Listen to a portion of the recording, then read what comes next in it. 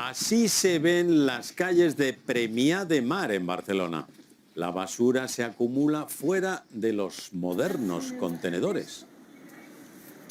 Los vecinos se niegan a usar los nuevos contenedores inteligentes que exigen identificarse para tirar la basura y han optado por una forma de protesta más directa, dejarla fuera.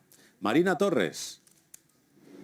Sí, los vecinos de Premià de Mar tienen que convivir diariamente con esta situación. Ya lo ven, montaña de bolsas de basura acumuladas junto a los contenedores. El ayuntamiento hace aproximadamente un año instaló estos depósitos digitales que solo se abren con una tarjeta personal. Muchos residentes de la zona nos dicen que este método es muy incómodo, que además se sienten controlados y que esto hace que se generen más residuos.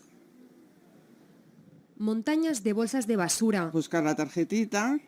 Lo que pasa es que no sé cómo voy a abrirlo porque con toda la mierda aquí. Los vecinos de Premià de Mar se quejan de estos nuevos contenedores digitales que exigen identificarse para tirar la basura. El pueblo está un poco harto de todo esto. A mí personalmente me parece un rollo.